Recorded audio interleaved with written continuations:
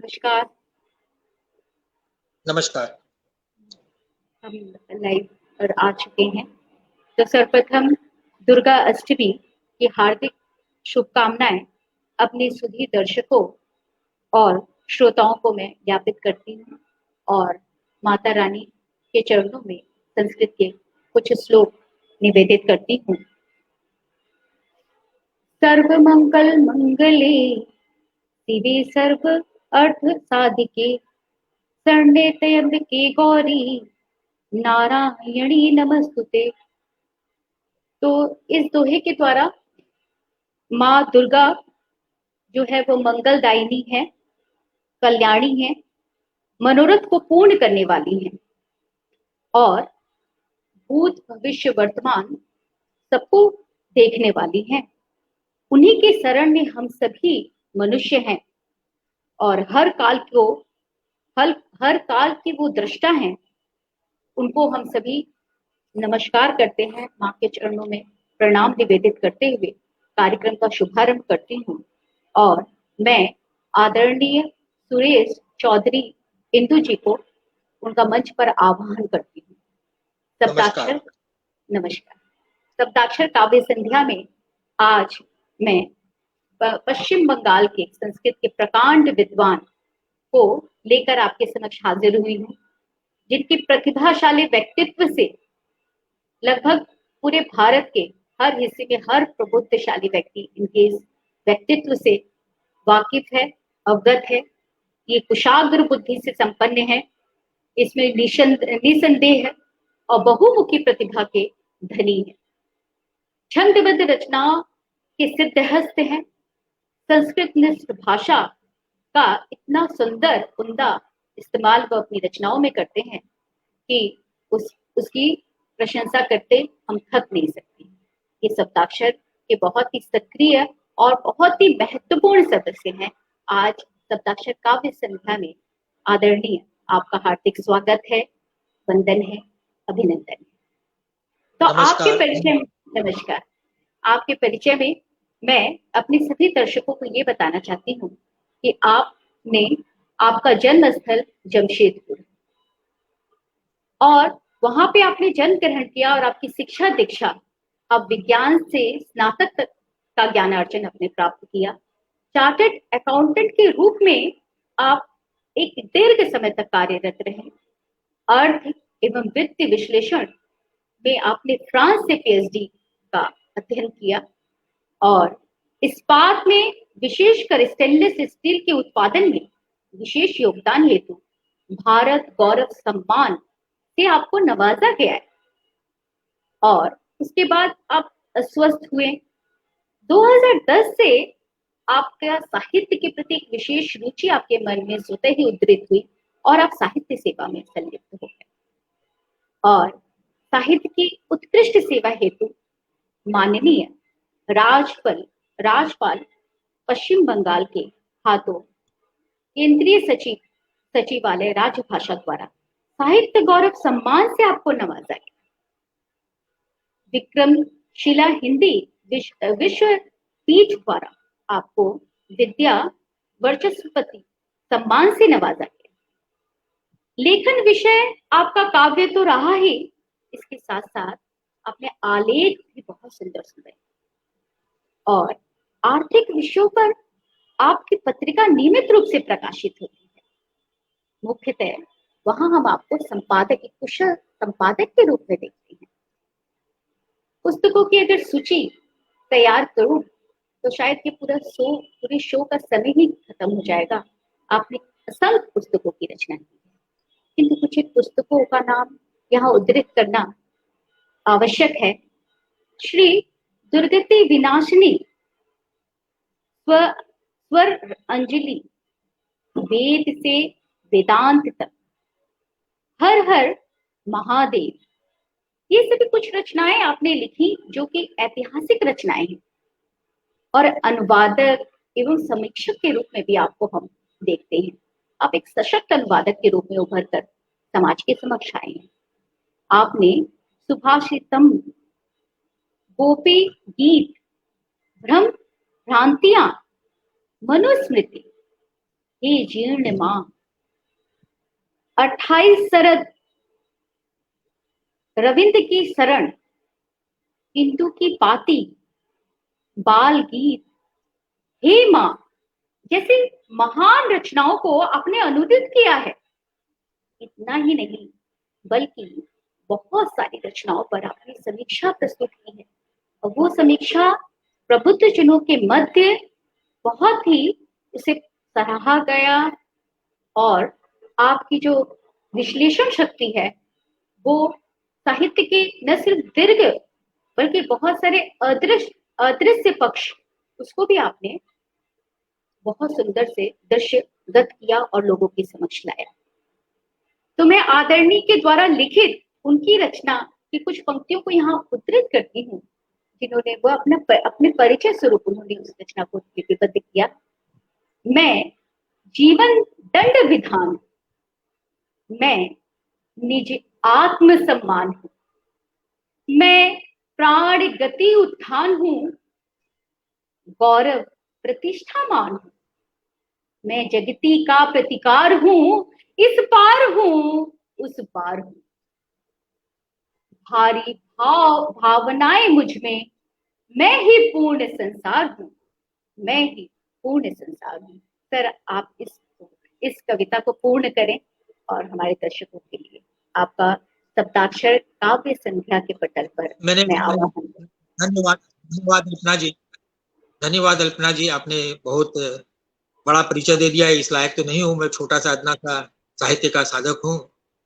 यह मेरा जीवन परिचय मैंने जो लिखा है, मुख्य रूप से मैंने अध्यात्म के उद्देश्य से लिखा है। इस परिचय के अंदर मैंने अपना परिचय दिया है कि मेरा जो जीवन परिचय है कुछ किस प्रकार अध्यात्म से जुड़ा हुआ है। इसके आगे की कुछ पंक्तियां मैं बताना चाहूंगा कि मैं स्थावर प्रज्ञा आत्मा, मैं स्थावर प्रज्ञा आत्मा संशोधित प्राण कण हूं, मैं स्थावर प्रज्ञा आत्मा संशोधित प्राण कण हूं, जीवन संकलन उत्कृष्ट, जीवन संकलन उत्कृष्ट, मैं जीवन संरक्षण हूं, मैं निष्कृष्ट विचारों का क्षरण हूं, मैं निष्कृष्ट विचारों का क्षरण हूं, लघु निस्तार हूं, लघु निस्तार हूं, भरी भावनाएं मुझ में, मैं ही पूर्ण संसार हूं।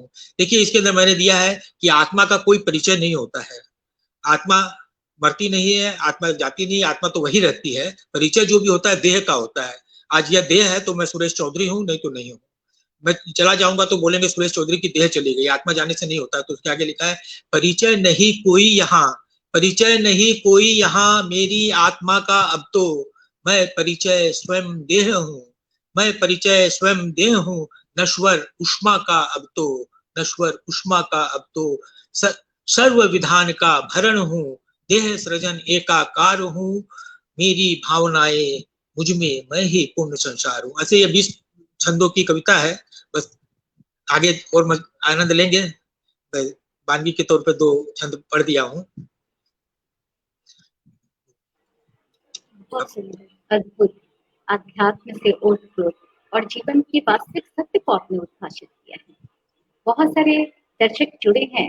यशपाल सिंह, यश काठमांडू से, और यशपाल जी आए हैं, और उसके राम प्रकाश सिंह जी आए हैं, फिर माधुरी मिश्रा जी आई हैं, जयप्रकाश अग्रवाल काठमांडू से जुड़े हैं, और आदरणीय रवि प्रताप सिंह जी जुड़े हैं, और सागर शर्मा जी जुड़े हैं, आदरणीय दया शंकर मिश्र जी जुड़े हैं, और एन के शर्मा जी जुड़े हैं। तो ऐसे सत्येंद्र सिंह सत्य जी असम से जुड़े हैं, गौरी शंकर भावुक जी चेन्नई से जुड़े हैं, और उनका प्रश्न भी है आज मंच पर मैं आपके समक्ष रखूंगी, और एन के शर्मा जी जुड़े हैं।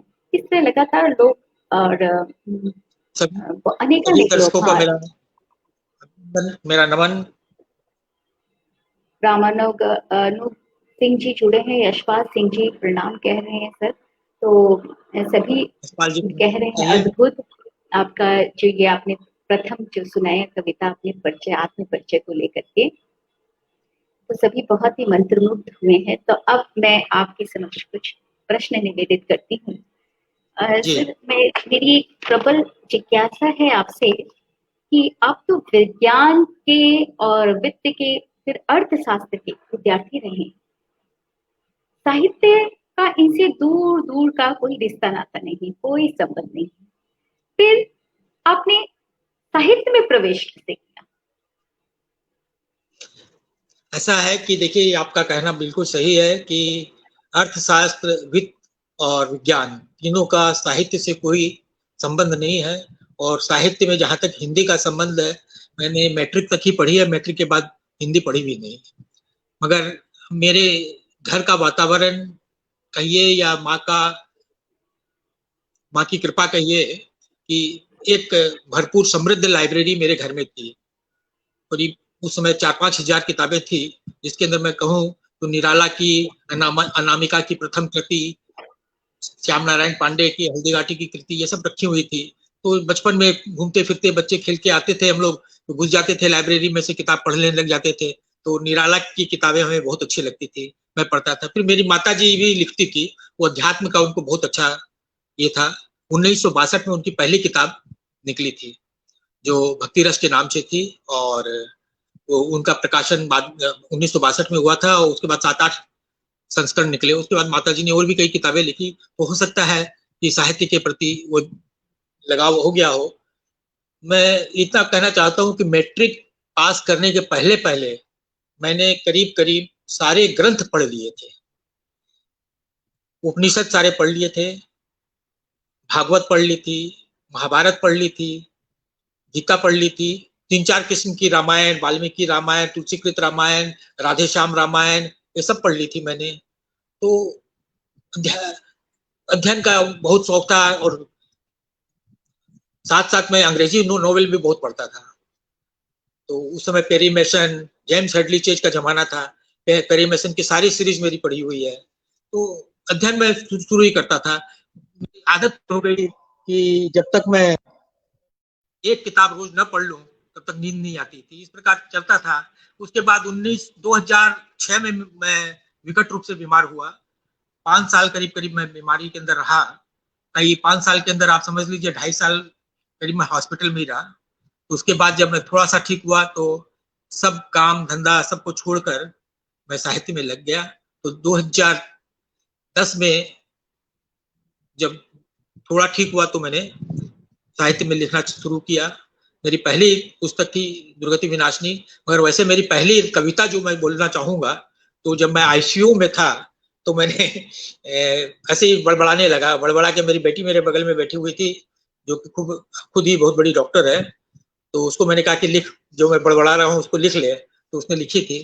तो मैं बेंगलोर निमहांस करके एक बहुत बड़ा हॉस्पिटल है, उसके अंदर था उस आईसीयू में। तो मैंने कहा था, तो 2-4 पंक्तियां उसकी सुनाता हूँ। निमहांस के डिलक्स कमरे में पड़ी यह काया, निमहांस के डिलक्स कमरे में पड़ी यह काया, विश्वविख्यात डॉक्टर टेली की छत्र छाया। ग्रहणतम विचारों के अंधियारे में उज्जवल उम्मीद का एक साया, उज्जवल उम्मीद का एक साया, निमहांस के डिलक्स कमरे में पड़ी यह काया। आक्रंदन करुण वेदन बहकारी आहाकारी, यह स्नायु रोग, मेस्थेनिया ग्रेविस कहते हैं लोग। अधीर मन अशमित तन, राहत की चाहत में भरमाया, निमहांस के डिलक्स कमरे में पड़ी यह काया। यह मेरी पहली रचना कह सकते हैं, ये पहली रचना हुई थी मेरी। तो इस प्रकार जब वो आगे बढ़ा, तो 2010 के अंदर मैं और दोबारा बहुत ज्यादा 2006 की बात है, 2010 के अंदर पुनः बीमार हुआ। तो मेरी बीमारी के अंदर ऐसा होता है कि हर कुछ कुछ वर्षों बाद पूरे शरीर का पूरा खून बदलना पड़ता है। तो पूरा शरीर का खून बदलने गया, तो बॉम्बे के नानावती हॉस्पिटल में, तो वहां मेरा पूरा खून बदल गया। तो उसके बाद से कविता लिखने लगा। तो हंसी मजाक में मेरे घर वाले बोलते भी थे कि लगता है इस बार पूरा खून किसी कवि का चढ़ गया है, जो कविता लिखने चालू कर दी हो तुमने। तो ऐसे ही चलता रहा बस। कविता के अंदर, साहित्य में ऐसे ही रुचि आ गई। बहुत ही सुंदर। लेकिन ये तो बहुत ही प्रशंसनीय बात है कि मैट्रिक के आगे आपने वेद और उपनिषद का को पढ़ लिया। अब कितना समझा ये तो मुश्किल है, लेकिन पढ़ना भी ये अपने आप में बहुत बड़ी बात है। ये बहुत ही प्रशंसनीय बात है। और वही वो आपने जो मैट्रिक के आगे तक आपने इतना ज्ञानार्जन प्राप्त कर लिया, फिर बाद में कर्म क्षेत्र में संलिप्त हो गए।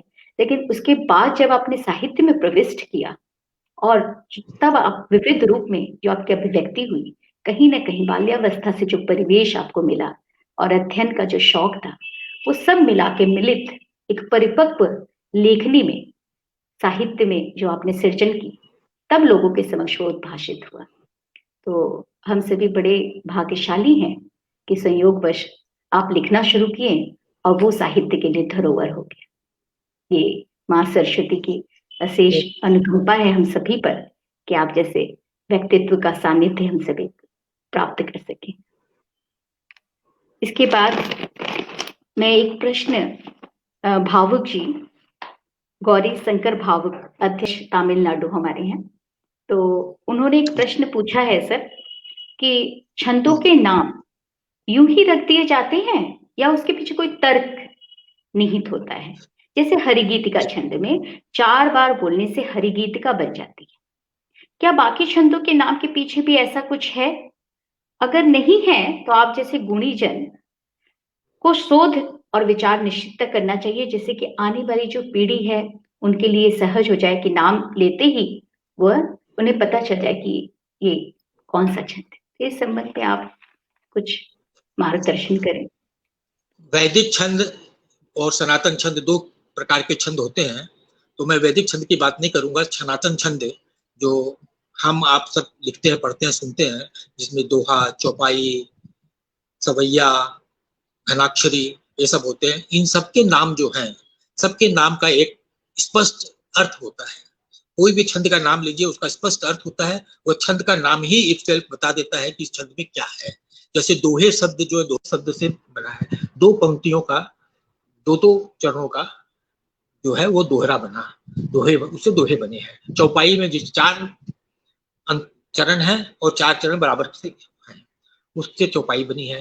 घनाक्षरी में कहा जाता है कि जिसके अंदर घन के जैसे, बादलों के जैसे घन घन घन की आवाज आए, वैसे लय वाली जो चीज है उसको घनाक्षरी कहते हैं। आपने हरिगीतिका का उदाहरण दिया, हरिगीतिका की मात्रा आप देखिए, ह 1, री 1, गी 2, टी 2 का टी 1, 2 का 2, तो 1 1 2 1 2, हाँ, ये मात्रा के हिसाब से जो बना हरिगीतिका हुई। वैसे ही 2 मूलतः यह 2 2 1 उसको कोई श्री गीतिका भी कहते हैं, तो हरि गीतिका, श्री गीतिका भी कही जाती है। तो प्राय सभी छंद जो है उनके नाम के आगे जो नाम है उससे अंतर अर्थ स्पष्ट निकलता है। कुछ छंद है ऐसे जिसके साथ अर्थ निकालना मुश्किल है। और आजकल तो देखिए क्या है कि छंदों के अंदर प्रयोग भी बहुत हो रहे हैं, नए नए प्रयोग हो रहे हैं, और जो नए नए प्रयोग हो रहे हैं मैं तो कहूंगा अच्छे हैं। साहित्य के अंदर जब तक प्रयोग नहीं हो तो साहित्य आगे नहीं बढ़ेगा। अब जैसे नया गीतिका छंद चालू हुआ है, जो पुरानी एक गीतिका छंद है, 2 छंद है पुरानी गीतिका, उनसे अलग है। गीतिका गजल का एक नया रूप हुआ है जिसे गीतिका छंद कहते हैं, एक वो प्रयोग है। एक कुंडलिनी छंद को शॉर्ट करके कुंडली बना दिया गया है। तो इस प्रकार के प्रयोग होते रहते हैं, होने भी चाहिए। तो नाम तो भाऊ जी ये मान के चलिए कि नामों के आगे अवश्य एक अर्थ है। ऐसे ही छंदों के नाम नहीं रखे गए हैं। कोई कोई छंद के अंदर हो सकता है तकलीफ हो, मगर मूलतः ज्यादातर छंदों में उनके नाम से स्पष्ट होता है कि छंद का अर्थ क्या है। सर, आप कोई अपनी छंद बद कोई एक रचना की कुछ पंक्ति प्रस्तुत करें तो। आपकी आवाज नहीं आ रही है कल्पना जी। अच्छा सर, आप अपनी कुछ एक छंदबद्ध रचनाएं पढ़ें। जरूर, आपकी आवाज नहीं आ रही मगर मैं समझ गया हूँ। आपकी जैसे मैं छंद के अंदर पढ़ने के अंदर मैं 2-2 लाइन 3-3 लाइन, मेरी एक लंबी कविता है जो मैंने अपनी कुल देवी जीव माता के ऊपर लिखी है। उस एक कविता के अंदर ही मैंने 18 छंद का प्रयोग किया है जी। तो उस कविता से मैं कुछ पंक्तियां पढ़ूंगा। पंचचामर छंद में लिखा है जैसे, अपूर्व ज्ञान धारिणी, अपूर्व ज्ञान धारिणी, समुच्च ध्यान धारिणी, नमामि शैलवासिनी, नमामि कज्जलासिनी, अनेक अस्त्र हस्तनी, अनेक शस्त्र हस्तनी, नमामि वाग्वादनी, नमामि रागवादनी, मधु स्वरूप भ्रामरी, क्षमा स्वरूप चावरी, नमामि ब्रह्म रागनी, नमामि अहम नाशिनी। ऐसे करके लंबा है ये। मैं आपको पंचचामर छंद का उदाहरण दिया हूँ। दोहा छंद में भी जैसे है, उसके अंदर एक दोहा सुनाता हूँ। जगत जननी संकट हरणी, सकल सफल शुभ काज, माता जीर्ण हृदय बसे, निश्चय प्रतीति आज, निश्चय प्रतीति आज। चौपाई छंद है, बहुत रामचरितमानस में काफी इसका प्रयोग हुआ है, जिसके अंदर रामचरितमानस में जय जय सुरनायक जन सुखदायक सबने सुनी होगी आरती। वो छंद चौपाई छंद ही है। उसके अंदर मैंने लिखा है, नमामि नारायणी मंगल गायनी, मंगलमयी तुम ही हो, कल्याण की देवी सुर मुनि सेवी, शंभु की शक्ति शिवी हो, भव भय को हरती सब सिद्ध करती, मात तुम ही सहती हो, जो शरण तुम्हारी आए, दुखारी दुख सब ही हरती हो। इस प्रकार के करीब करीब 18 छंदों का मैंने ये किया। इसमें एक छंद में खाली आपको विशेष रूप से बोलना चाहूंगा कि जो छंद आजकल लुप्त प्राय सा ही है, एक सेकंड, छप्पा बोलते हैं उसे, जो एक रोला और एक उलाला। अब मैं सामान्य श्रोताओं को समझाने के लिए बता दूं कि रोला छंद जो होता है 4 पंक्तियों का होता है, हर पंक्ति का एक चरण होता है, उसमें 13 पे यति और फिर 11 और 13 पे होता है। और उलाला होता है, उसमें कोई 15 और 13 को लेते हैं, कोई 13 और 13 को लेते हैं। तो मैं छप्पा ये सुनाना चाहूंगा जो मैंने लिखा है। तो छप्पा, ये सब छंद जो है सब सनातन छंद है और बहुत यानी कम सुनने को मिलेंगे आपको। सुनिए आप। जीण मोर मति छीन मात रक्षा याय करो, जीण मोर मति छीन मात रक्षा याय करो, संकट हो घंघोर कामना घटियाय भरो, अष्टभुजी विकराल काल की काल दुख हरे, हरि दमन कष्ट हरन शरण तोर या भव तरे, हरि दमन कष्ट हरन तरन सोर या भव तरे, अब तो मैं आया कष्ट में महिष मर्दनी के शरण, मैंने ली जीवन भर शरण, जीन मात तेरे चरण, जीन मात तेरे चरण। तो ये मैंने 4-5 छंदों का उदाहरण आपके सामने रखा है। तो अभी आगे भी बढ़ेंगे हम लोग, तो छंद सुनाता रहूंगा। जी अद्भुत, बहुत सुंदर। आपकी आवाज अभी मेरी आवाज सुनाई दे रही है? एकदम नहीं आ रही है? अच्छा,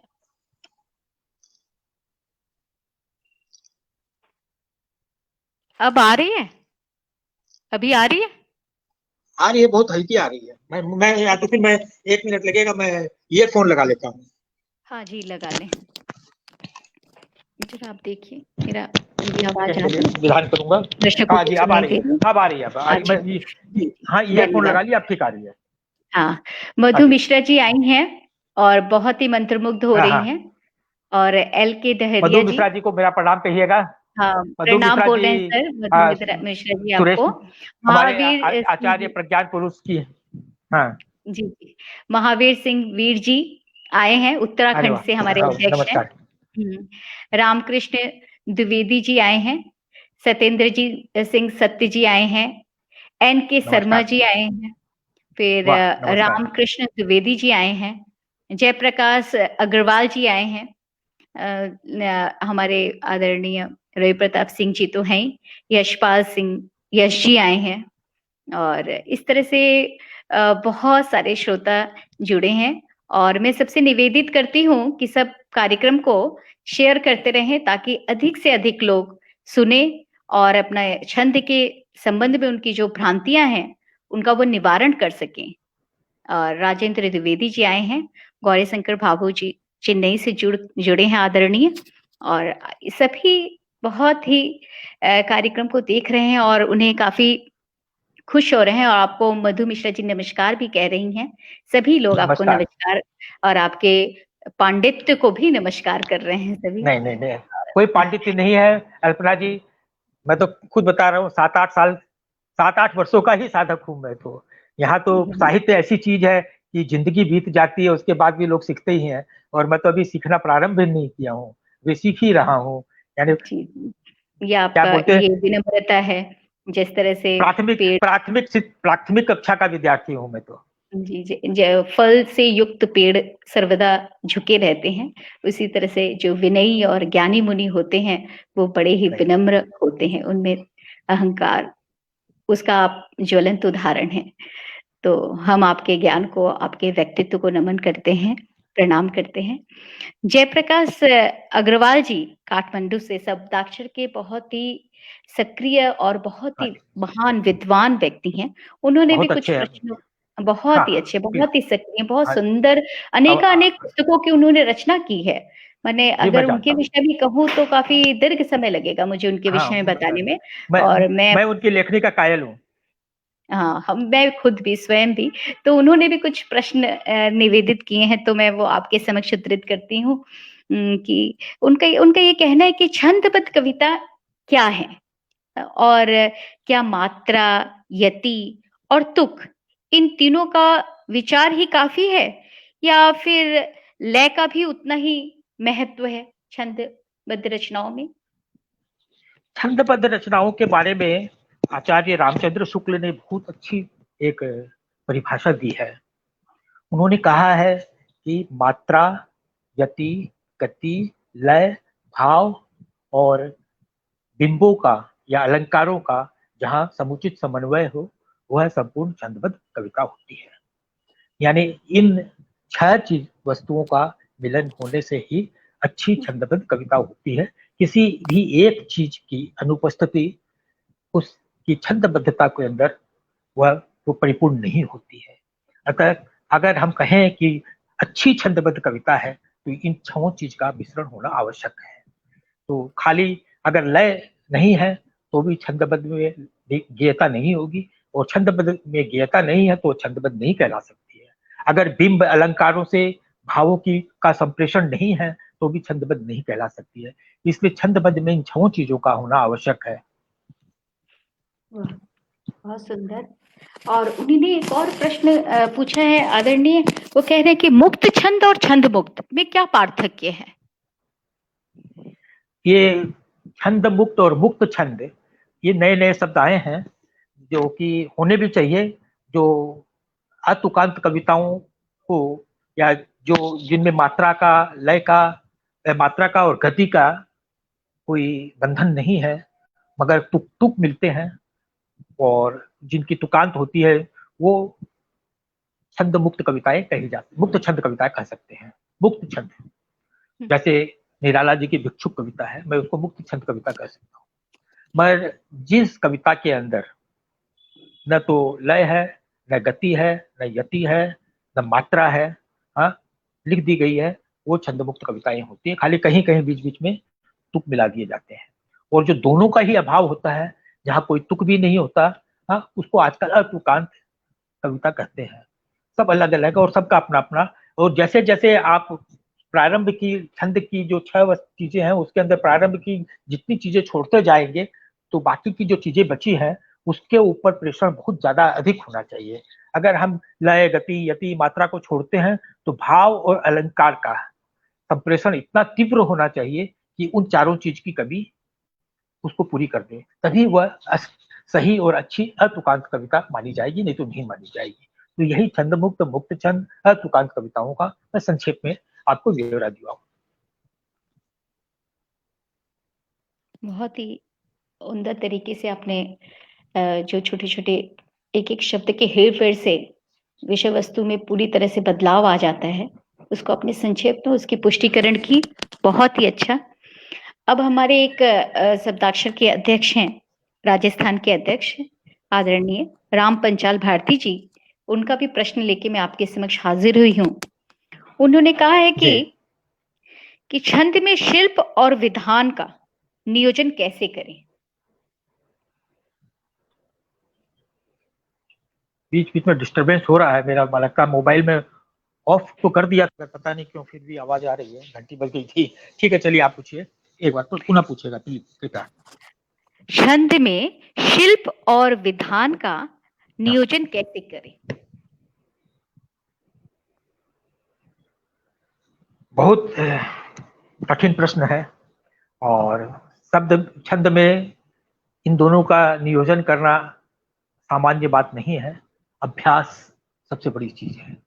एक तो मन के अंदर भावनाएं उठती हैं और आप छंद जानते हैं तो अपने आप शब्द और विन्यास हो जाता है और ये हो जाता है। दूसरे, जब आप अभ्यास, निरंतर अभ्यास करते हैं तो होने लगता है। मैं भी कभी कभी सोचता हूँ कि बड़े बड़े कवि हो गए, पूरी की पूरी किताब, हाँ, मैथिली शरण गुप्त के पूरा का पूरा एक अध्याय हर गीतिका में लिख दिया उन्होंने।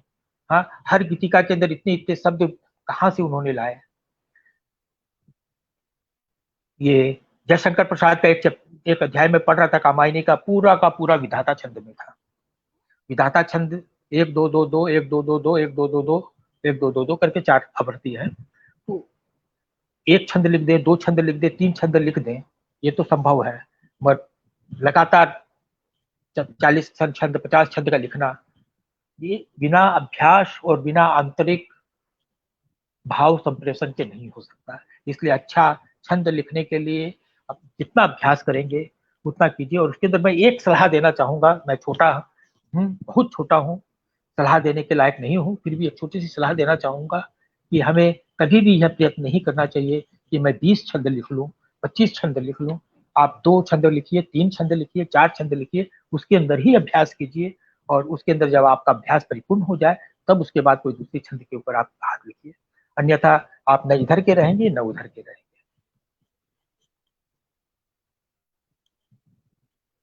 बहुत अच्छा, आपने जो मार्ग प्रशस्त कर रहे हैं अपने विचार से, अगर इन सारी बातों को जो भी नए नवांकुर छंद लिखने का प्रयास कर रहे हैं, जो हम सभी साहित्यकार अगर इन सभी छोटी छोटी बातों का ध्यान रखें तो निश्चित अच्छी रचनाएं हम रच सकते हैं। संतोष कुमारी संप्रीति जी आपको नमस्कार कह रही हैं, और गौरी शंकर, आदरणीय गौरी शंकर भावुक जी चेन्नई से जुड़े, उन्होंने कहा, वो कह रहे हैं बहुत बढ़िया व्याख्या की आपने। और बेटी शर्मा जी आपको सादर नमन कह रही हैं। आशा करता हूँ भावुक जी की जो जिनका प्रश्न था उनका निराकरण हो गया होगा। अगर कुछ रह गया हो तो मैं क्षमा मांगूंगा। सुरेश जी आए हैं, सुरेश नीरव जी आए हैं और कह रहे हैं बहुत ही सार्थक और जरूरी जानकारी आप दे रहे हैं। और आचार्य, हमारे आचार्य हैं, वो स्वयं साहित्य के प्रज्ञान पुरुष हैं।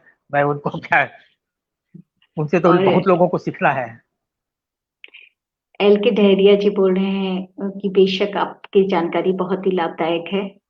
फिर कल्याण सिंह जी भी आए हैं और कह रहे हैं छंदों की ये शानदार व्याख्या हो रही है।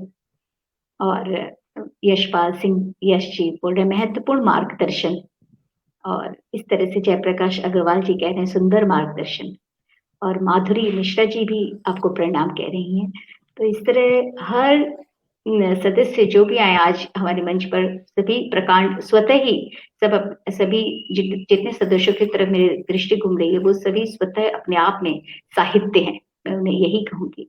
बहुत ही संक्षिप्त हैं और बहुत एक सुंदर परिवेश, साहित्यिक परिवेश का निर्धारण हो गया है। और इस चर्चा परिचर्चा में जिस तरह हमारे समक्ष गुरुदेव बैठे हैं, इसी तरह हमारे पटल के इस तरफ भी प्रकांड विद्वान और गुरुजन बैठे हैं और एक बहुत ही सुंदर परिवेश हो गया है। और इस परिवेश में मैं सूत्रधार संचालिका का कार्य कर रही हूँ, मैं स्वयं को भी गर्वित महसूस कर रही हूँ। तो आइए आगे कुछ प्रश्नों को पूछा जाए। मैं एक खाली मुक्त छंद या छंद मुक्त के अंदर मैं 4 पंक्तियां बताना चाहता हूँ। छंद मुक्त के अंदर जो पंक्तियां होती है उनके भाव संप्रेषण कैसे होने चाहिए, मैंने लिखने का प्रयत्न किया, पता नहीं मैं कितना सफल रहा हूँ, फिर मैं पढ़ने का प्रयत्न करता हूँ। चक्षु जल बह जाने दो, चक्षु जल बह जाने दो, कर दो रिक्त नैनों को, अभी तो आएंगे तूफान ऐसे ऐसे, नैनों को खाली ही रह जाने दो, चक्षु जल बह जाने दो, चक्षु जल बह जाने दो। हौसला रखना होगा भारी, लड़ना होगा मित्र बने गद्दारों से, कौन जीतेगा कौन हारेगा, आहत हृदय ही होगा, आहत मन को यथा बस सह जाने दो, चक्षु जल बह जाने दो। तो कुछ कुछ पंक्तियां बता रहा हूँ कविताओं की, कविताएं तो काफी लंबी लंबी होती हैं, तो ताकि खाली उदाहरण के स्वरूप में दे रहा हूँ कि ये छंद मुक्त कविता है, मुक्त छंद कविता है, तो इसके अंदर किस हिसाब से मैंने लिखने का प्रयत्न किया है। ये सब कविताएं हैं जो पाठकों ने बहुत पसंद की हैं और अच्छी लगती है लोगों को। हाँ जी, आप कह रही थी। अश्रु जल बह जाने दो, अद्भुत। ये एक वाक्य ही जो है वो इतने भाव संप्रेषण, तरह तरह के भाव को संप्रेषित कर रहा है। अश्रु जल बह जाने दो माने आंखों से जो अश्रु प्रवाहित बह रहे होते हैं। कई बार आदमी को रोने के लिए उसके अश्रु को बहने से भी लोग रोकना रोकते हैं। हाँ, उसे मर्यादित करते हैं रोकना कि ये जगह उचित नहीं है, यहाँ मत रोइए, यहाँ अपनी भावनाएं मत व्यक्त कीजिए। किंतु अश्रु जल बह जाने दो, आंखों से जो अश्रु बह रहे हैं वो आपके मन के सुख एवं दुख दोनों को व्यक्त करते हैं। कई बार हम बहुत ही हर्षित होते हैं, उस पल में भी हमारे चक्षु, हमारे अश्रु जो है अश्रुपूरित हो जाते हैं। उसी तरह से कई बार शोकाकुल होते हैं, तभी भी हमारे आंखों से निरंतर जल प्रवाहित होते हैं। कई बार हम अपार कष्ट में होते हैं, तो ये हर समय जब हमारे चक्षु या अश्रु पूरित होते हैं तो हमारे मन के विविध मनोभाव को अभिव्यक्त करते हैं। बहुत ही सुंदर आपकी ये रचना है, मेरे दिल को छू गई, बहुत ही सुंदर। ये तो मैं आदरणीय क्षणिकाओं के बारे में बताना चाहूंगा कि जी, आजकल क्षणिकाओं में भी क्या है, लोग सपट बयानी लिखकर छोड़ देते हैं। वो सोचते हैं कि क्षणिकाएं लिख ली मैंने। क्षणिकाओं के बारे में मैं बीच में बता रहा हूँ। तो क्षणिकाओं के अंदर ऐसा होता है कि बहुत कम शब्दों में बहुत बड़ी बात कहनी पड़ती है, और प्रारंभिक कुछ शब्द होते हैं जिसके अंदर भूमिका होती है, और अंत के जो शब्द होते हैं वो बड़े बारक होने चाहिए। मैं एक क्षणिका खाली सुनाना चाहता हूँ। रात फलक पर, रात फलक पर नजर गड़ाए जागता रहा, तारों का टिमटिमाना देखता रहा, दोनों उदास थे। रात फलक पर नजर गड़ाए जागता रहा, तारों का टिमटिमाना देखता रहा, दोनों उदास थे, गम के आसपास थे। दोनों को ही एक प्रकाश पुंज की तलाश थी, शक्ति चाहिए थी उन्हें टिमटिमाने के लिए, मुझे जीवन ज्योत जगाने के लिए। अद्भुत, बहुत सुंदर। आपकी इस रचना से ही बहुत लोग को समझ में आएगी कि इस तरह की जो छड़िकाएं लिखते हैं लोग, छड़िकाएं लिखते हैं मोमेंटरी, जो मोमेंटरी मन में विचार आता है उसको वो लिपिबद्ध कर देते हैं। किंतु छड़िकाएं क्षणिक भावावेश को तो अभिव्यक्त करती हैं, किंतु वह श्रोताओं के और पाठकों के मन स्तर पर भी उसका कटाक्ष प्रभाव पड़ना चाहिए। इतना सटीक और इतना प्रभावक वो होना चाहिए। बहुत सुंदर, अद्भुत उदाहरण है। तो मैं स्वतः एक प्रश्न आपके समक्ष पूछना चाहती हूँ आदरणीय, कि गजल, गीत, मुक्तक, अतुकांत, ये सभी रचनाएं तो हम लिखते ही हैं। छंदबद्ध लिखने के पहले किन किन विशेष बातों का हमें ध्यान रखना चाहिए?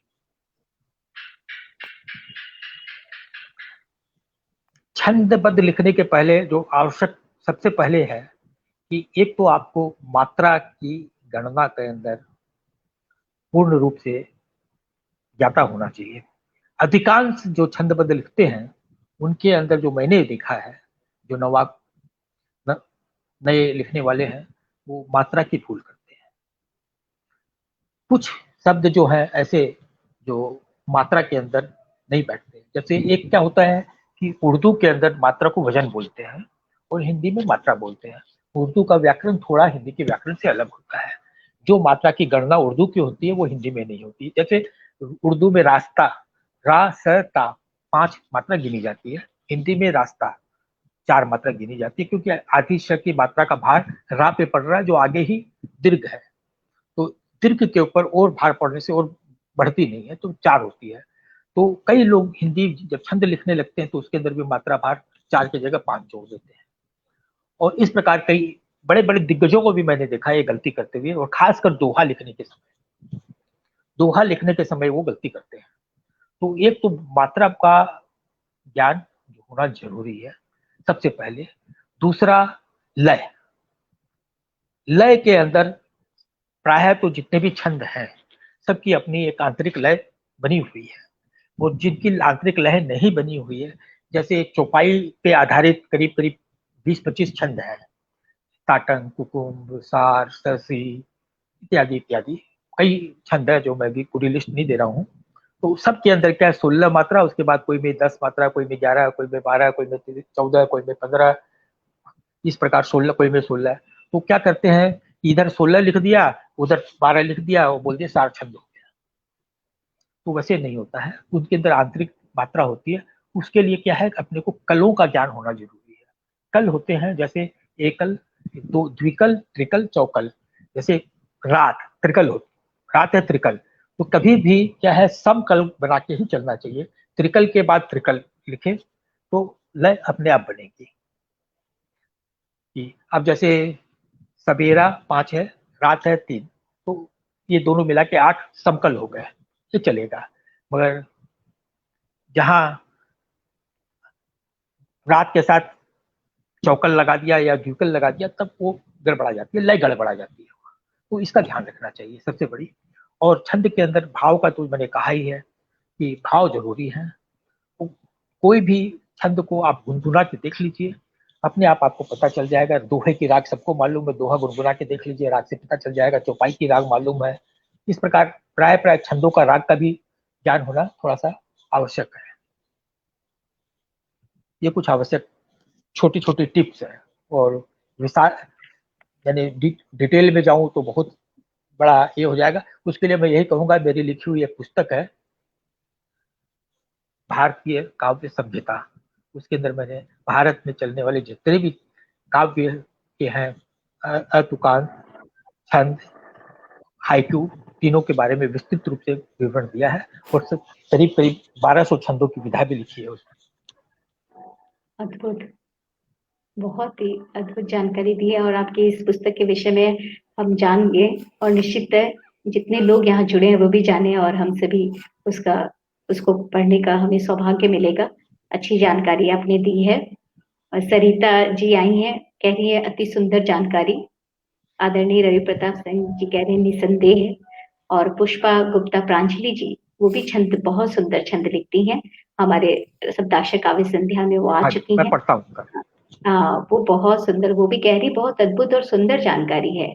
एल के डहरिया जी भी बहुत प्रसन्न होकर के बोल रहे हैं कि बहुत ही उपयोगी जानकारी है। और ब्रिजेंद्र मिश्रा जी कह रहे हैं कि आपको धन्यवाद ज्ञापित कह रहे हैं। और यशपाल सिंह यश जी कह रहे हैं बहुत महत्वपूर्ण काम की बात आप बता रहे हैं। मधु मिश्रा जी कह रही हैं अद्भुत जानकारी मिल रही है। सत्येंद्र सिंह सत्य कह रहे हैं शब्द के अनुसार ही लिंग निर्धारित होती है। इस तरह आदरणीय सुरेश जी ये हमारे मंच की शोभा बढ़ा रहे हैं, और वो अद्भुत बहुत प्रसन्न हो रहे हैं ये चर्चा सुन के, और कह रहे हैं कि छंद ये कि तो आप लाइब्रेरी ही हैं। ये मैं निश्चित रूप से कह रही हूँ। और सत्येंद्र जी तो खुद स्वयं छंद के प्रख्यात ज्ञाता है, क्या बताऊं। और सभी, मैं नहीं, यहाँ पे तो उपस्थित जितने सज्जन हैं सभी छंद के अद्भुत जानकार हैं। और सबके छंद पढ़कर मैं तो ये सोचता हूँ कि काश मैं भी ऐसा लिख पाता। जयप्रकाश अग्रवाल जी कह रहे हैं कि बहुत सुंदर उपयोगी पुस्तक। और केवल कोठारी जी आई हैं, कह रही हैं कि काव्य जगत के चलते फिरते विश्वविद्यालय हैं। और राम पंचाल जी कह रहे हैं कि आहा, 1200 छंद का विधान परिभाषित करने के बावजूद इतनी विनम्रता आप में, अद्भुत। फिर दीक्षित जी कह रहे हैं दादा प्रणाम। और राम पंचाल भारती जी आपको नमन कर रहे हैं। और एल के दहेरिया कह रहे हैं कि मैंने जो ज्ञाता होते हैं उनकी विनम्रता ही उनकी पहचान होती है। और कल्याण सिंह जी कह रहे हैं कि 1200 छंद की व्याख्या करना अद्भुत बात है। तो इस तरह से निरंतर लोग लिख करके अपने मनोभाव को व्यक्त कर रहे हैं, और कार्यक्रम को और रुचिकर बना रहे हैं। और पता चल रहा है कि वो सिर्फ कार्यक्रम को देख ही नहीं रहे हैं, सुन ही नहीं रहे हैं, इसमें रस और बस भी गए हैं। और इसलिए आपकी एक एक बात से अंतरंगित होकर के वो अपने मनो उद्गार को लिपिबद्ध कर रहे हैं। और मैं धन्य धन्य हो रही हूँ आपकी बात को इन तक और इनकी बात को आप तक पहुंचा करके। मैं सभी श्रोताओं और दर्शकों को प्रणाम निवेदित करती हूँ, आपकी सक्रियता को भी मैं प्रणाम निवेदित करती हूँ। तो आइए एक दूसरा प्रश्न मैं लेकर के आपके समक्ष आती हूँ कि बहुत ही अल्प समय में आपने इतनी पुस्तकें लिखी, तो मेरे ये व्यक्तिगत रूप से पूछना चाहती हूँ कि आपका प्रेरणा स्रोत कौन था, किसने आपको प्रेरित किया? मेरी बीमारी। मेरी बीमारी 2006 में, मैं बताऊं आपको, जब मैं बीमार हुआ, अच्छा खासा नाम था, उद्योग में नाम था। 18 फैक्ट्रियां मेरी थी अपनी, जिससे मैं चलाता था। और व्यापार जगत के जितने प्रमुख पत्रिकाएं थी, उन सब में आवरण पृष्ठ पर मेरी फोटो छपती थी और सब सलाह लेते थे। और अचानक जब बीमारी हो पकड़ ली, मैंने सोचा कि 4 साल तो मुझे समझ लीजिए बीमारी से अपने को बचाने में लग गए। उसके बाद जब थोड़ा संभला तो बोला कि अब क्या करना है, नाम बहुत कमा लिया, पैसा बहुत कमा लिया, अब मन को संतुष्ट करने के लिए जो कुछ करना है वो करूंगा। तब मैंने लिखना प्रारंभ किया, और लिखना प्रारंभ किया तो लिखता चला गया, लिखता चला गया, लिखता चला गया। लिखने का कोई अंत नहीं है, और उसी में मेरा मन लगता है, उसी में संतोष होता है, और ये होता है। मैं आपको एक बात बताना चाहता हूँ कि मैंने ये सब तो लिखा ही है, मेरे मन की संतुष्टि के लिए करीब करीब मैंने करीब 400 से 500 भजन लिखे होंगे। और मेरे भजन थोड़े से अलग होते हैं। सामान्यतः भजन जो होते हैं फिल्मी ट्यून पे होते हैं, मेरे भजन अलग होते हैं। तो एक भजन का मैं दो दो बंद सुनाना चाहता हूँ, जो खाली वानगी के रूप में। उसका प्रारंभ है, ये शरद ऋतु है, शरद ऋतु के ऊपर ही वो भजन है। तो उसके प्रारंभ है, उसका एक दोहा है। नैनन नीर बरसत है, तड़पत मन दिन रैन, गोविंद प्रेम बावरी, किस विधि पाऊं चैन। गोविंद प्रेम बावरी, किस विधि पाऊं चैन। शरद निशा में खिले चांदनी, मनमोहन छवि भाई। प्रेम मंदिर की मैं पुजारन, आल पूजा का लाई।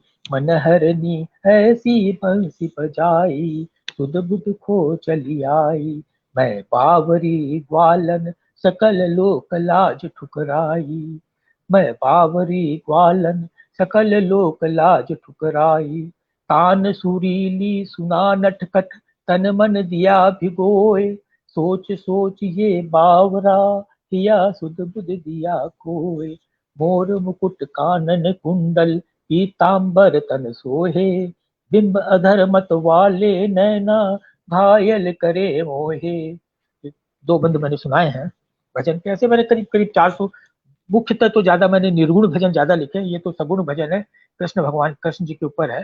निर्गुण भजन ज्यादा लिखे हैं। तो वो फिर, आज समय कम है तो मैं गजल कभी सुंदर नहीं लिखा। भाव भरे।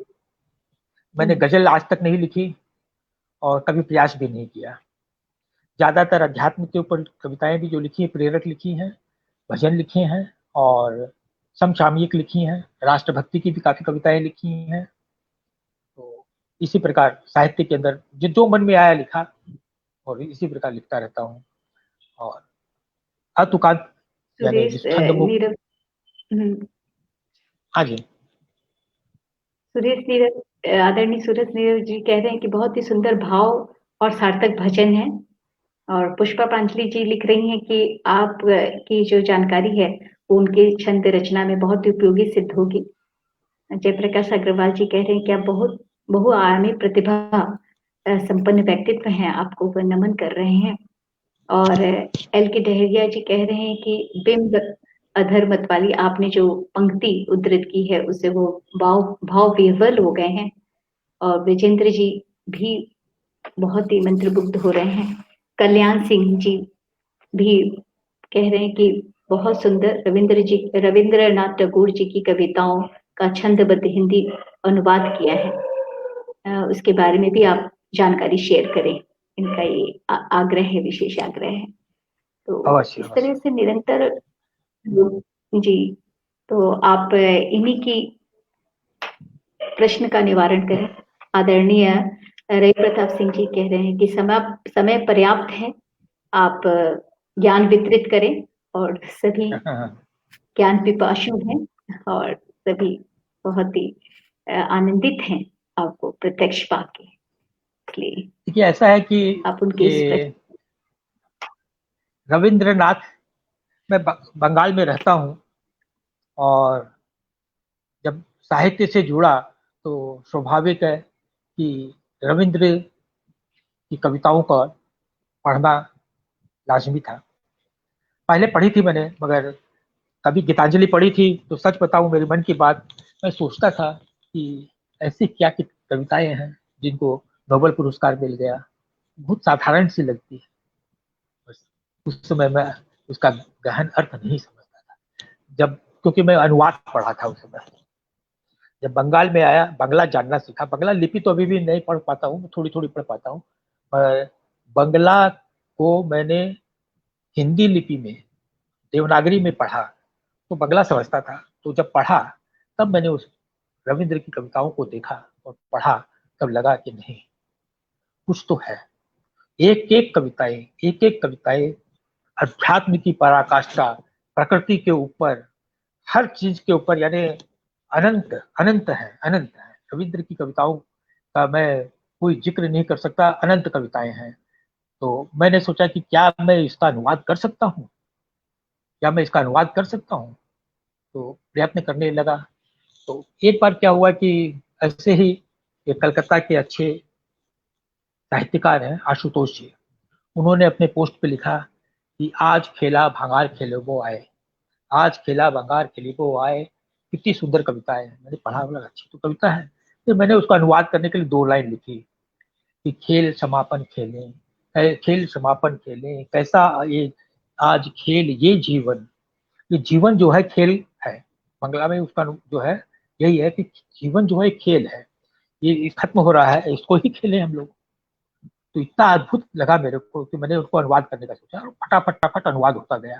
तो फिर कालांतर में मैंने सोचा कि मेरे 68वें जन्मदिन पर रविंद्रनाथ की 68 कविताओं का अनुवाद करके लिखूंगा। फिर मैंने देखा कि अनुवाद तो बहुत है, फिर मैं क्या इस नया चीज लिखूंगा। बहुत तलाश करने के बाद जो आया कि छंदों में अनुवाद एक भी नहीं।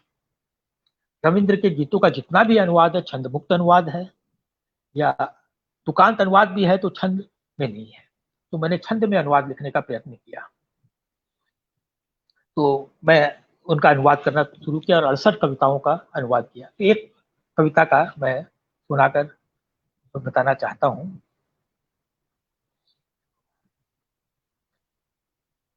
एक सेकंड।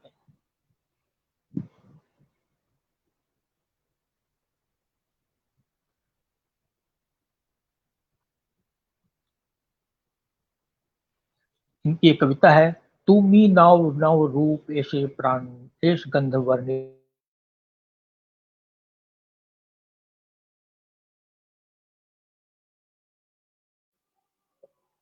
लगता है नेटवर्क बाधित हो गया है और वो फिर से जुड़ेंगे निश्चित रूप से। तो हम लोगों ने देखा कि वो इस तरह से ज्ञानवर्धक बातें बता रहे हैं ताकि हम सभी जितने नए रचनाकार हैं आ गए हैं फिर।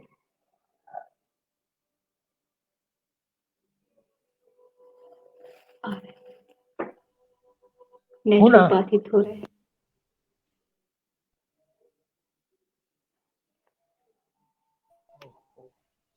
तो मैं संक्षिप्त प्रतीक्षा में में। बता रहा हूँ। हाँ। हाँ, नेटवर्क थोड़ा आ, सा। हाँ। हाँ, नेट में प्रॉब्लम आ गई थी। जी। आ तुम प्राणों में नए नए रूप लिए, नवगंध नव शब्द नव छंद अनूप लिए। आ मेरे अंगों में पुलकित स्पर्श लिए, आ वो अंतस में अमीय युक्त हर्ष लिए। मुक्त मुदित नयनों में मधुर स्वरूप लिए, उज्जवल निर्मल कांत स्नेही कूप लिए। आ तुम प्राणों में नए नए रूप लिए, नवगंध नव छंद शब्द नव रूप अनूप लिए, नव रूप अनूप लिए। इस प्रकार मैंने 68 कविताओं का ये छंदबद्ध अनुवाद किया है। समय हो रहा है। बहुत ही तो सुंदर। मैंने मैंने कई हम्म, कविताएं मेरी जो है, जो छंद मुक्त हैं और काफी पसंद की गई हैं। तो उसमें एक कविता थी मेरी जो अचानक ही लिखी गई थी। 3-4 साल पहले की बात, तो वैलेंटाइन डे की बात थी। तो वैलेंटाइन डे पे सब बोलते थे कि भाई प्रेम प्रेम प्रेम, और मैं लिखता हूँ अध्यात्म पे। बोला आप प्रेम लिख सकते हो क्या? मैंने कहा जी लिख सकता हूँ प्रेम, क्यों नहीं लिख सकता। तो मैंने लिखा था। तब उसका खाली एक बंद और एक शुरू का बंद और एक अंतिम बंद पढ़ूंगा। प्रेम दिवस पर देखे सैकड़ों प्रेम जहार, प्रेम प्रीत मोहब्बत कहीं प्यार, कभी कभी मैं भी प्रेम लिखता हूँ। जी हाँ, मैं भी प्रेम लिखता हूँ। कब लिखता हूँ सुनिए। जब धरा ने ओढ़ी धानी चुनरिया, जब धरा ने ओढ़ी धानी चुनरिया, तब झुक झुक अंबर ने चुंबन लिया। गगन अरुणिमा लिए प्राची में झांकने क्या लगा, झट भगवान भुवन भास्कर ने दामन थाम चूम लिया। धूल धसृत बाल अवस्था को जिस समय वात्सल्य ने उठा चूम लिया, जिस समय वात्सल्य ने उठा चूम लिया। सच कहूं उस समय की चुंबन का मोल मैंने जाना। देख उस चुंबन को, देख उस चुंबन को, अंग्रेजी के किस डे को मैंने पहचाना। चुंबन की इस पराकाष्ठा को ही प्रेम समझता हूँ। जी हाँ, मैं भी प्रेम लिखता हूँ। जी हाँ, मैं भी प्रेम लिखता हूँ। एक अंतिम बंद इसका सुना देता हूँ खाली। मेरा प्रेम कोई विषय नहीं प्रदर्शन का, मेरा प्रेम विशुद्ध चिंतन है दर्शन का। मेरा प्रेम गोपी गीत सा पवित्र है, मेरा प्रेम मीरा का भक्त चरित्र है। प्रकृति के कण कण में विराजमान है, जड़ में चेतन में पशु में खग में सब में समान है। भारतीय संस्कृति की धरोहर सा सच्चा वंदनीय है। हीर रांझा ढोला मारू राधा कृष्ण सा पूजनीय है। न अश्लीलता से भरा न वासना से भरा, न अश्लीलता से भरा न वासना से भरा, और न कलंकित है। मेरा प्रेम तो शुद्ध सात्विक शाश्वत मानस पर अंकित है। मेरा प्रेम तो शुद्ध सात्विक शाश्वत मानस पर अंकित है। इस प्रेम को ही मैं प्रेम लिखता हूँ। जी हाँ, मैं प्रेम लिखता हूँ। जी हाँ, मैं प्रेम लिखता हूँ। बहुत सुंदर। तो ये आपके जो प्रेम के विविध पक्ष, मानवतावादी प्रेम, जन उपयोगी प्रेम, समाज सुधारक प्रेम, अध्यात्म प्रेम, आपका प्रेम जो है बाहुल्य, विविध रूप, विविध आयामों को लिया हो। प्रेम की सार्थकता जान गई आपकी इस कविता को। अभी इसमें मैंने खाली आपको एक चित्र ही बताया है, एक ही चित्र बताया है। मैंने पूरी कविता के अंदर 6 चित्र दिए हैं, मैंने आपको खाली एक चित्र बताया है। तो बस एक चित्र ही समझने के लिए आपकी ये बहुत है। कविता पढ़ी है, इसलिए ही मैंने टिप्पणी की। आपकी इस कविता को मैंने समग्र रूप से पढ़ा है और इसके हर पक्ष को मैंने महसूस किया है कि प्रेम का कितना संपन्न और सबल रूप आपने हमारे समक्ष रखा है। साहित्य तो यही है, साहित्य अवधारणाएं, नए दृष्टिकोण, नई ऐसी सोच, ऐसी दृष्टि, ऐसी पहुंच जहां तक साधारणतः लोग नहीं पहुंच पाते हैं, और कवि श्रेष्ठ वहां तक जन सामान्य को ले जाने का कार्य करते हैं। तो आप वैसे ही हमारे खेवनहार हैं, जो हमें बहुत सारे भाव से हमारा परिचित करवाए हैं। तो जो साहित्यकार होता है वह ईश्वर तुल्य होता है। मैं 2011 में कलकत्ता आया, उसके पहले मैं बम्बई रहता था। तो बीमारी के बाद मैं बैंगलोर से बाद बम्बई आ गया था। बम्बई इलाज के लिए आया था। तो बम्बई इलाज के लिए डॉक्टरों ने कहा कि यहाँ कुछ दिन रहना पड़ेगा, तो वहीं रहने लगा था। और साथ साथ ही समय बिताने के लिए बड़े बड़े कॉर्पोरेट हाउसेस को कंसल्टेंसी सलाहकार के रूप में था मैं। और बीमारी के अंदर भी मैं ये बताना चाहूँगा कि बॉम्बे के व्यापार जगत में, वित्त जगत में एक अच्छा खासा नाम था। बहुत महंगा कंसल्टेंट हुआ करता था मैं, बहुत महंगा कंसल्टेंट था। तो उस समय लिखना नहीं जानता था, कलम चला लेता था। तो घर में बैठे बैठे कि कैसे हास्य और कैसे कलम चलती है, तुकबंदी कैसे होती है, उसका एक उदाहरण देना चाहूँगा कि मेरी बहू रानी ने एक छोटी सी कुतिया घर पे ले आई, उसका नाम कॉफी रखा गया। एप्सो ब्रीड होती है, एप्सो ब्रीड अगर आप लोग जानते हो तो पता नहीं, छोटी सी होती है, उसका इधर भी बाल उधर भी बाल, चारों तरफ बाल ही बाल होते हैं। तो अब घर में जो भी आए, कोई भी पूछे तो दरवान से पूछे कि भाई चौधरी जी क्या जाना है, तो दरवान सीधा अरे वो कुत्ते वाले चौधरी जी क्या है क्या। तो सुन सुनकर मेरे मन में एक हास्य आया। तो कुंडलियां पढ़ी हुई थी, मैं लिखना नहीं जानता था। तो मैंने कोशिश की, तो लिखा है मैंने, कॉफी रानी बड़ भागन, कॉफी रानी बड़ भागन, तू कुतिया जन्म लीन, अनीशा गोदिया खिलावे, गाड़ी घुमावे रात दिन। अनीशा मेरी बहू का नाम है। कॉफी रानी बड़ भागन, तू कुतिया जन्म लीन, अनिशा गुजिया खिलावे, गाड़ी घुमावे रात दिन, लड़कन बच्चन को भावे, तेरे बहुत वे शौकीन, तेरी महिमा अपरंपार, फेमस फ्लैट 903 नंबर मेरा फ्लैट था, फेमस फ्लैट 903, गरीबन को नहीं रोटी, तुझे फल मिले ग्रीन ग्रीन, भाई कुतिया कौन सो पुण्य पिछले जन्म कीन, कोनो दिन प्यार मिलो ना न मिली कोई टॉफी, विनती इतनी राम अगले बरस जो मोहे कॉफी। एक हास्य उसमें निकल गया। तो मेरा कहने का मतलब है कि कविता तो ऐसे ही हास्य हो चाहे कुछ भी, कविता तो ऐसी ही निकल आती है। तो कविता लिखने के लिए कोई विशेष कलम कागज लेके आप बैठिएगा या कुछ कीजिएगा तो कविता नहीं बनती है। कविता अगर लिखनी है, चाहे छंद लिखना हो चाहे कुछ भी लिखना हो, तो आपको आपके मन के भाव को उतारना पड़ेगा और अभ्यास करना होगा, यही करना होगा।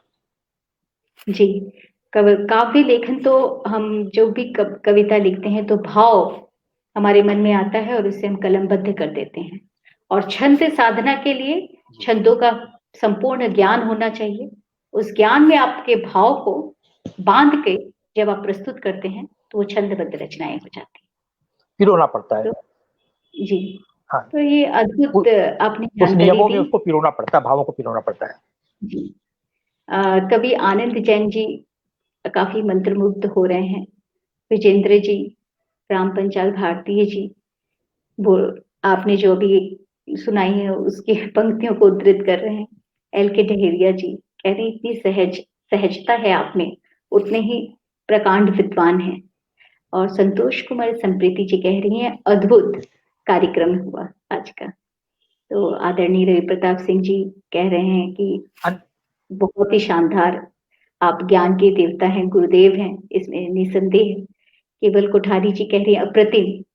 तो निरंतर लोग लिख लिख करके मनोबल उत्साहित कर रहे हैं और बहुत ही सुंदर कार्यक्रम रहा, बहुत ही ज्ञानवर्धक। और आप कुछ, मैं आपके समक्ष एक प्रश्न रखना चाहती हूँ, जो नवोदित लेखक हैं उनके लिए कोई विशेष संदेश आप अगर देना चाहिए। हाँ जी, जरूर। नवोदित लेखकों को मैं यही बात, पहले भी मैंने कहा, अभी भी यही बात कहूंगा कि वे अपने को कभी भी परिपूर्ण न समझें। सीखने की जो लालसा होती है वो अपने में जगाए रखें। आपके अंदर जब तक यह ज्वाला नहीं जलती रहेगी तो कभी भी इसके बगैर आप पूरा नहीं कर सकेंगे। सीखने की कोई सीमा नहीं है, कोई परिपूर्ण नहीं होती है। सतत सीखना ही उद्देश्य होना चाहिए।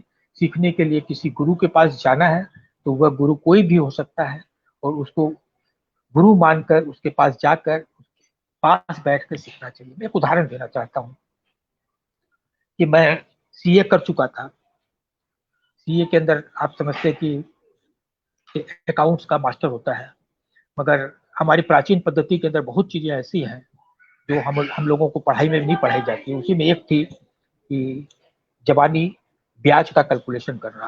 वो पुराने मुनीम जो होते थे वो फटाफट फटाफट फटाफट वो कैलकुलेशन कर लेते थे। तो मेरे अधीन एक मुनीम थे, तो मेरे को लगा कि इसको सीखना चाहिए मेरे को। मैंने मुनीम के पास मैं खुद गया और उसके पास जाके बैठा, उसके पास बोला मैं आपके पास आया हूँ, मुझे कुछ सीखना है। तो बेचारे घबरा गए कि मेरा बॉस मेरे पास आके ऐसी बात बोल रहा है, जरूर कुछ गड़बड़ हो गई।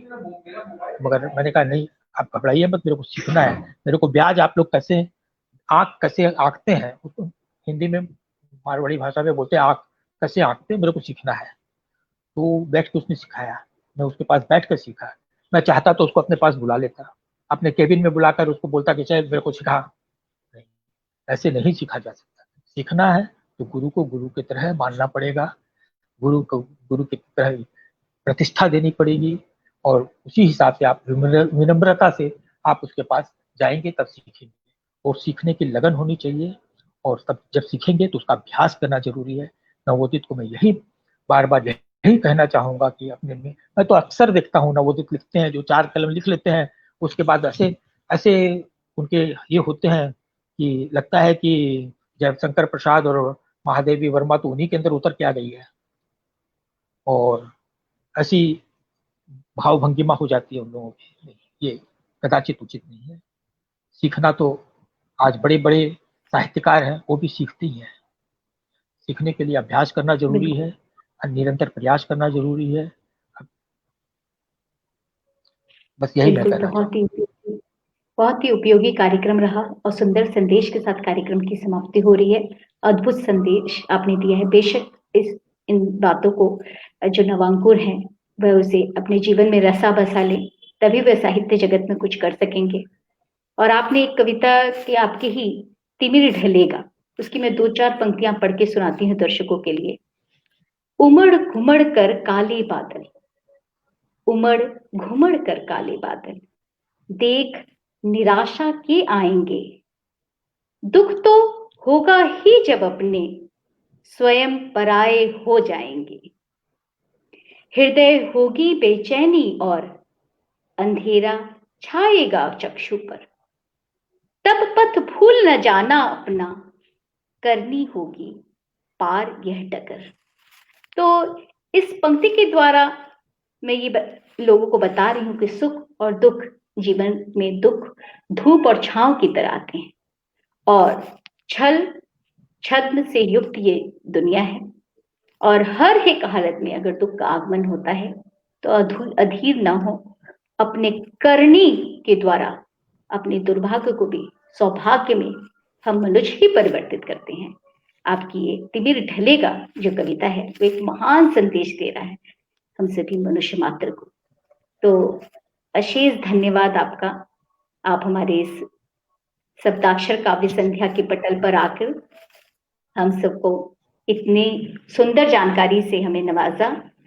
और मैं इस शब्दाक्षर पटल, हमारे शब्दाक्षर के संरक्षक आदरणीय डॉक्टर प्रेम शंकर त्रिपाठी जी और आदरणीय रवि प्रताप सिंह जी को भी नमस्कार करती हूँ कि उनकी विशेष अनुकंपा से इस पटल का निर्धारण हुआ है। और जहाँ हम इतनी सुंदर चर्चा पर चर्चा करते हैं और उसके साथ साथ शब्दाक्षर जो देश के विविध भागों में अपनी शाखाएं खोल चुकी हैं, उनके सदस्यों को यहाँ लाते हैं और एक संगठित परिवार निर्मित करने का प्रयास करते हैं। और सभी दर्शकों, कल्याणी सिंह जी, N.K. शर्मा जी, आदरणीय रवि प्रताप सिंह जी, ब्रजेंद्र मिश्रा जी, केवल कोठारी जी और जयप्रकाश अग्रवाल जी, राम पंचाल भारतीय जी और L.K. डहरिया जी निरंतर कमेंट करके आपकी लेखन, आपकी लेखनी, आपके व्यक्तित्व, आपकी गंभीरता, आपके ज्ञान, आपके विज्ञान, सबके विषय में, आपके छंद साधना के विषय में निरंतर कमेंट करके वह अभिभूत हो रहे हैं और कह रहे हैं कि हम सभी के लिए ये सौभाग्य की बात है कि हम सभी आपका प्रत्यक्ष सानिध्य पा रहे हैं। गुरुदेव, आप हम सब पर अपना आशीर्वाद बनाए रखें और आपके सुंदर और सुनहरे भविष्य की कामना करते हुए इस कार्यक्रम को मैं समापन की ओर ले जा रही हूँ और यही विराम दे रही हूँ। प्रणाम आदरणीय। धन्यवाद, धन्यवाद, धन्यवाद।